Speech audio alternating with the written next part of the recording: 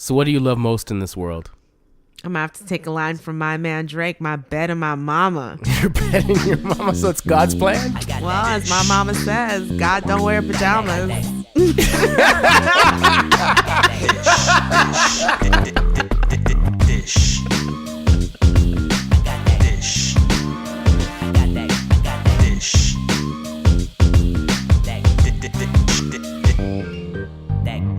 Hey y'all, it's Onika and J.R. and you are dishing with DaintyDysh. How you doing, J.R.? I am doing well, Onika. How are you? I'm good. What's been happening in your world? Just signed another contract, so I got 2 going at the same time. I'm just trying to keep busy and make some money. It's going to be a summer where I want to, chill out and take some vacation time. So I'm just, doing some preparation now. That's good. That's good. Yeah, but I'm also trying to learn how not to die. So that's the book I'm reading.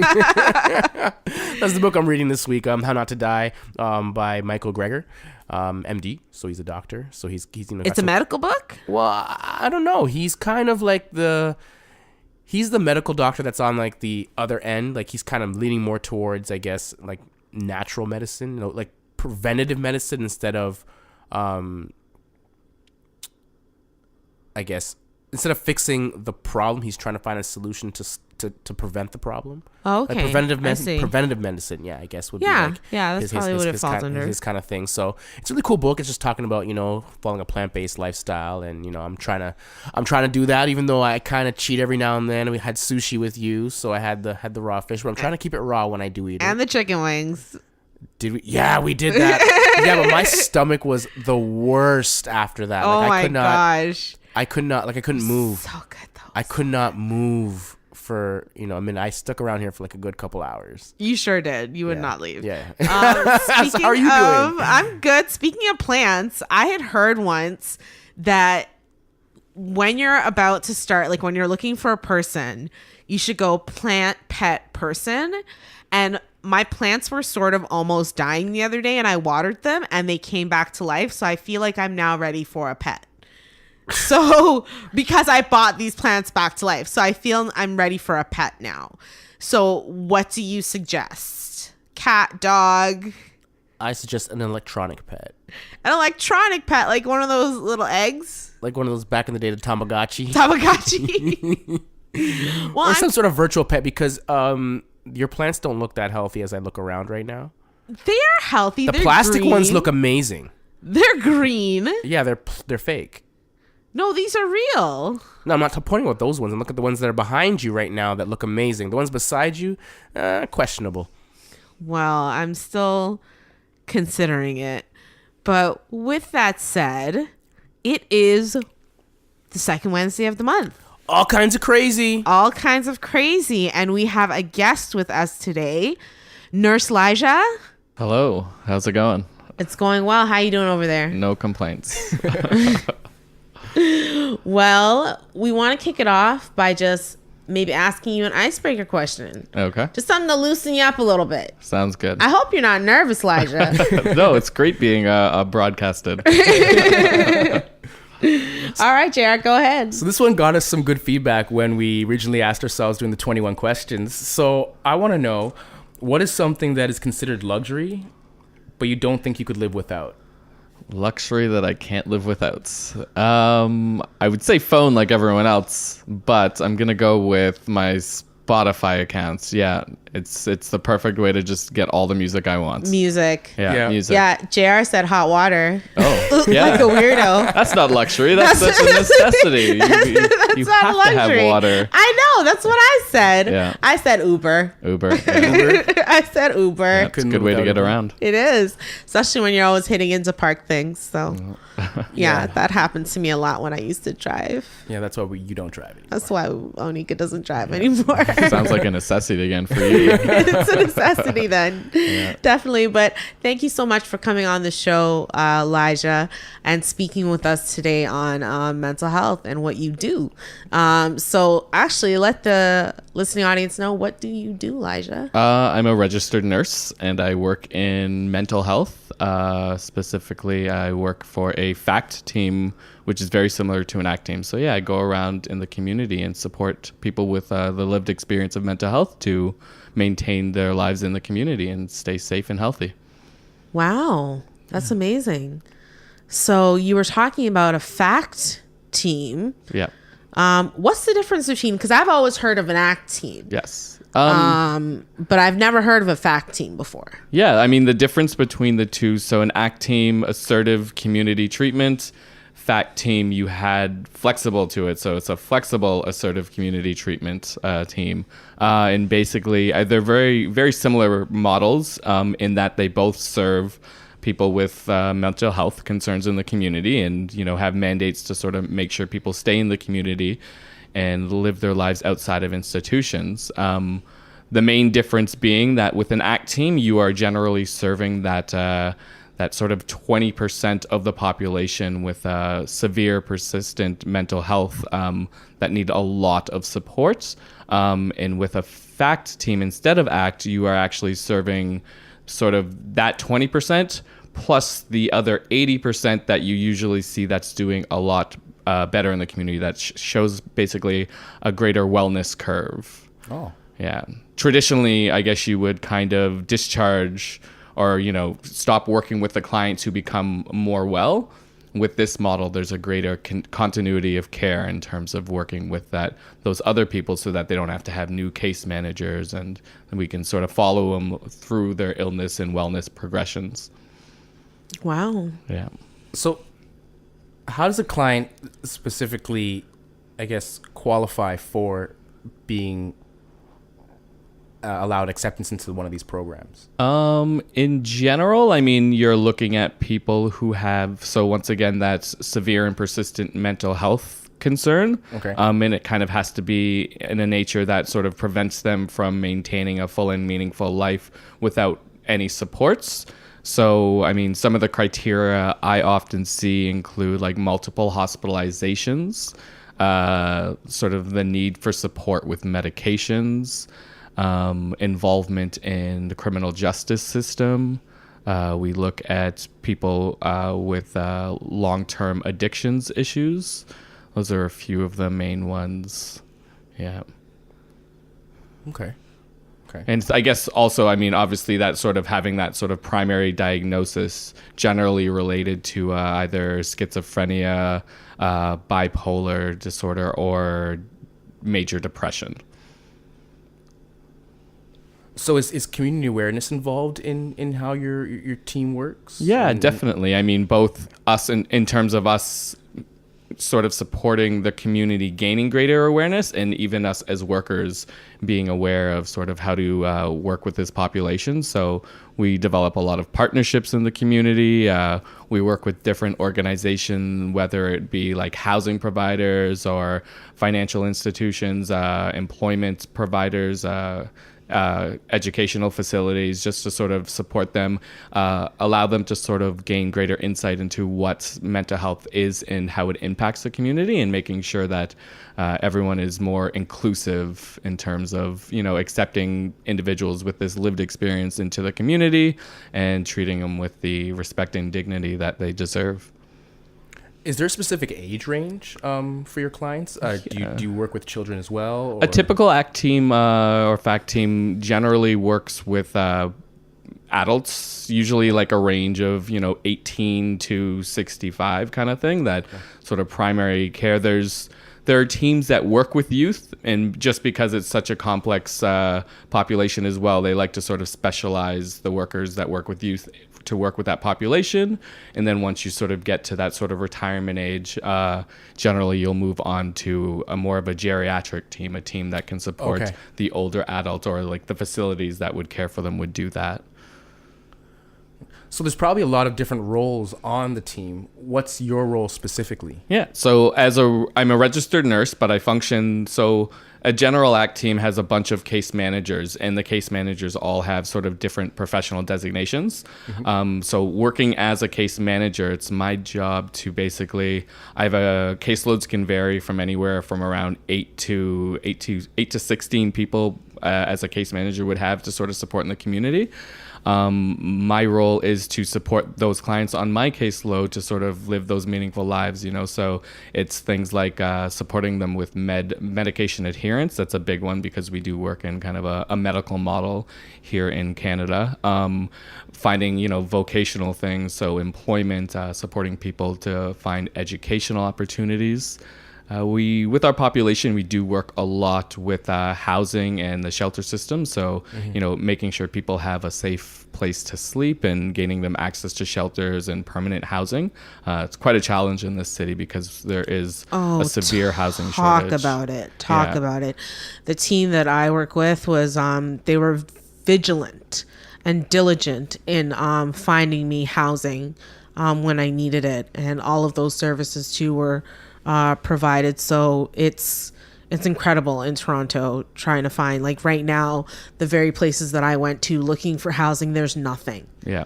There's nothing. So I really see quite a change in people's lives and health when you look at that housing first approach. I mean, without that housing in place, it's really challenging to sort of support anyone's wellness because everyone needs a place to sleep. And if you can't come home to somewhere every day and sort of rest your head. Stability. Yeah, that stability is often lost.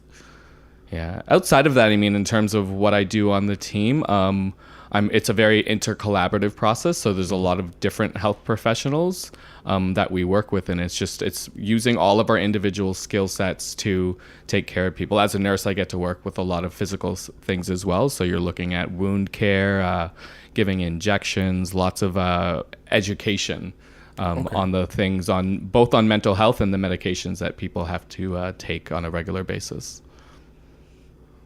So what do you find the most effective when working with your clients, like to help them become more, I guess, self-aware or self-sufficient? Yeah. The most effective approach that I find is and I think this is something that we're taught and we really adhere to, is the idea of a client-centered approach. So really making sure that the majority of things we do and the approaches we use are geared towards what an individual who we work with is looking to achieve and accomplish, right? So having a very strength-based approach, so finding if someone is looking to get from point A to point B, if we are sort of trying to get them to get there by using things that we think will work, it's not going to be as effective as if we use their own skills that they have and sort of latch onto those and support building those and using those skills to, achieve that goal. Yeah, and making sure that they have like a lot of buy-in in terms of like what they want. Okay, so it's essentially like if you can only be helped if you want to be helped.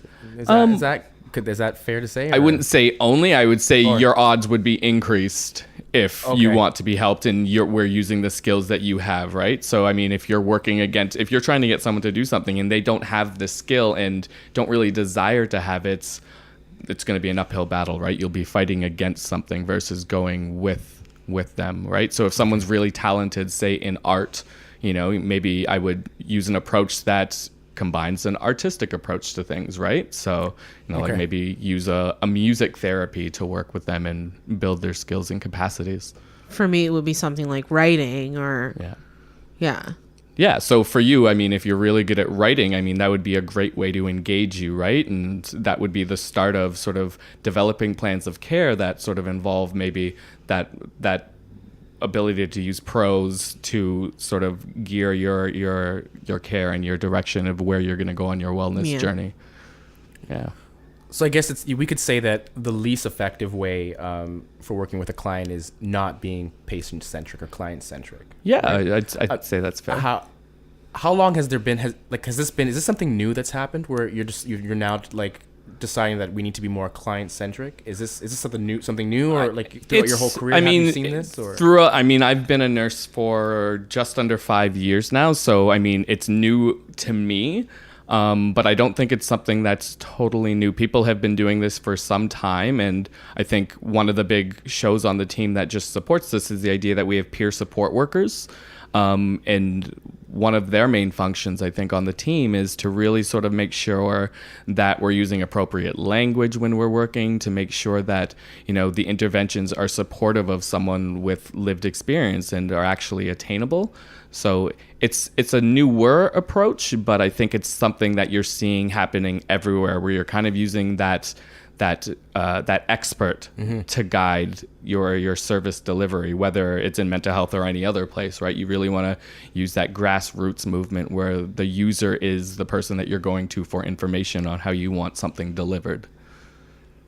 I wouldn't say it's new, but I would definitely say it's evolved. Yes. Because I know when I was doing a programming similar to this when I was in the Durham region, it was nothing like the level of support and the level of client-centric care that I'm receiving now in the program that I'm involved with now.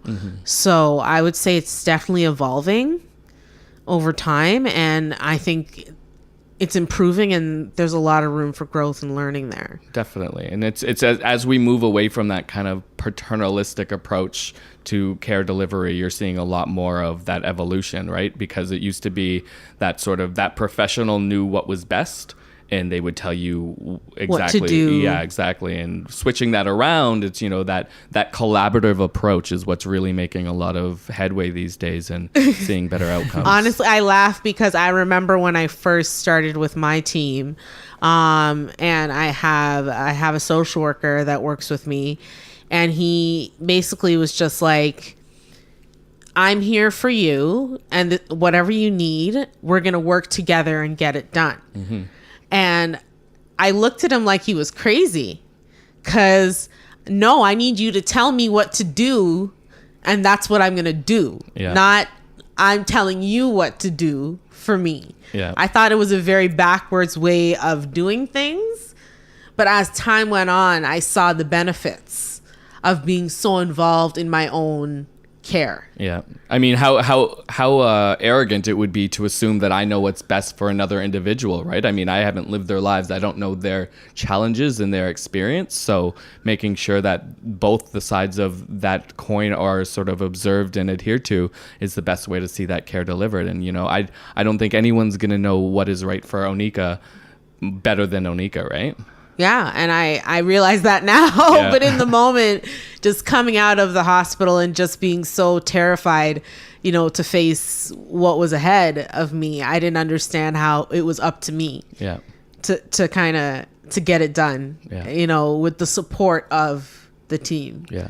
Not just the team carrying me along. Sounds like you have a great case manager. He's all right. He's all right. I was curious, being in Toronto, Ontario. I mean, it's really multicultural. Is language a barrier sometimes when it comes to working with clients? Yeah, I think it's definitely a barrier. I mean, there's a lot of language can hold a lot of stigma, right? There's a lot of outing people based on the words and the language we use, and I think you can see that a lot with our clients, but also the community at large. I mean, people don't know what is right, what's wrong to use, right? That word crazy is something that has to be unpacked and has been with us for years and years, right? Psycho. It's crazy. It's interesting because a couple days ago, we were having a conversation, and Onika and I were having a conversation, and we ended up talking about her mental health, and I got froze for a second because I was like, is it a mental health issue or is it a mental health condition? And we looked at the words issue versus condition, and issue means that it's up for debate. So it was one of those things where I was like, okay, well, I can't, it's not a mental health issue, it's a mental health condition. And that was something that I learned in that moment. So language is really huge. Important. It's huge. Well, it's one of those things I always like to use the example of it's a medical condition, right? And so, it's people will say or be wary of it when, if you look at another condition like diabetes or something like that, that's very common, you would never sort of attach any kind of the same kind of stigma to it, right? It's something else. It can be treated, and people can live fully meaningful lives with diabetes, just the same with mental health, right? It's another medical condition that once treated, and if you adhere to your treatment plan and have the proper supports around you, you can thrive like anybody else. I'm proof of it. Yeah. So I'm gonna shout myself out on this one. I'm definitely proof of it. Like, you just have to stay on those meds and just, follow the plan, and it can work. It really can work. Yeah. And I think because of like the language and the stigma that we've seen throughout history, that can often be challenging, right? Because people, they don't want that kind of diagnosis of mental health. And if we can move away from the idea of having this negative connotation once you get diagnosed with something, I think outcomes would be a lot better. Yeah. Right? You don't debate if you get, heart disease or something like that. It's a real thing, right? And so is mental health. So we have to start respecting that and, making sure that we do everything we can to support our health once we have that diagnosis. Exactly. I'm proudly bipolar. Yeah. Proudly. Like, I hold it like a badge of honor. Like, I'm proudly bipolar. So I know we've spoken about bipolar on other episodes, but what other you touched on it earlier, Llijah, but let's go back into it. What other what is considered mental illness? Yeah, I mean, like I said, it's the big three that I usually generally work with are the schizophrenia, bipolar, and major depression. Major depression kind of has similar aspects of bipolar as well, right? So bipolar is that idea of swinging back and forth between sort of a manic heightened state versus that sort of depressive state. When you don't have that manic aspect, it goes over to that major depression category, where you spend sort of long periods of time in a state where you have like low mood, you're very amotivated, you don't want to go out, you're withdrawn.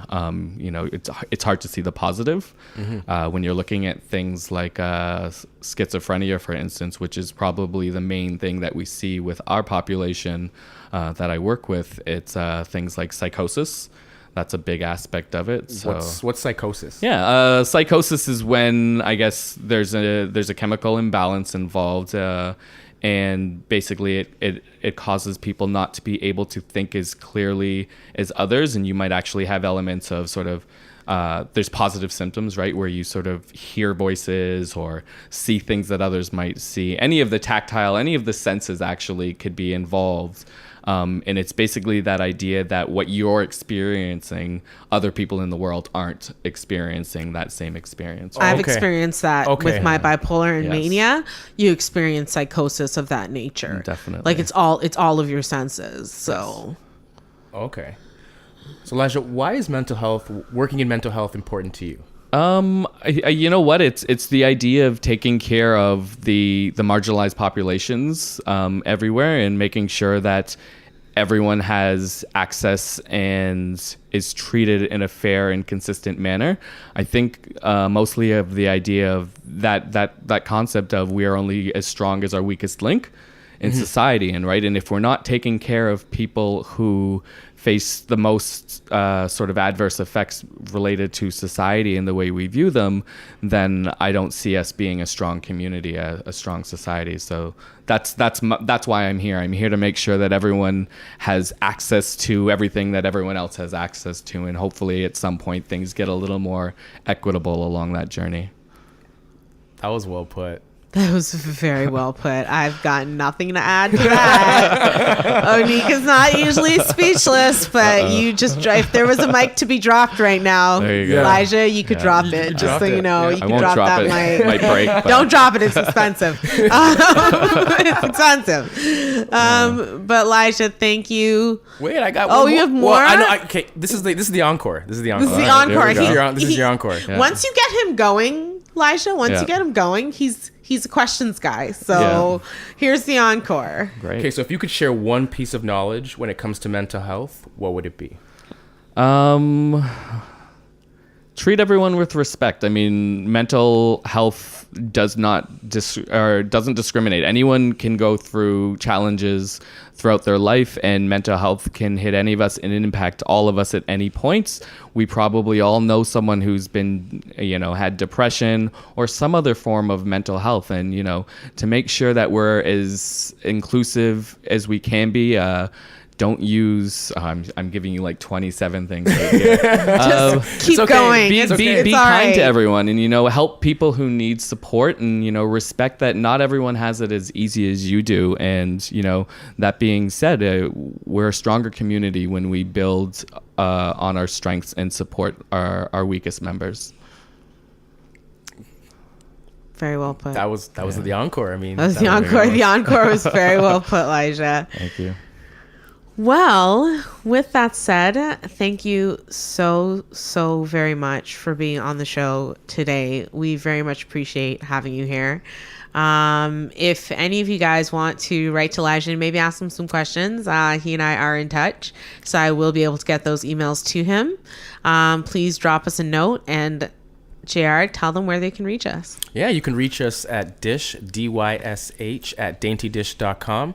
You can check us out on our website at DaintyDysh.com. You can check Onika out on Instagram, Best of Onika. You can check me out on Instagram, Best of J.R. What's going on OnikaDainty.com? We didn't even talk about that. What's going on in there? My poetry, my blogs, my journal entries, very personal, deep, private stuff going on my website. So check it out. Take a look. Tell me what you think. Yeah. So thank you for listening. Please subscribe if you're listening to us on YouTube or Apple Podcasts. Give us 5. We deserve 5. Give us 5. Give us a like. Llijah, you have anything to say? Thanks Anyone for you wanna having me. say And hi I to? think it's great that you guys are doing this. Hi, Mom and Dad is generally Yeah. the people I Mom say and Dad hi will to. be listening. Yeah. All right, perfect. So that is the dish of the day. I hope you guys enjoyed. Tune in for all kinds of crazy every second Wednesday of the month. We will have another guest next month. So with that said, I hope you guys have a very happy hump day.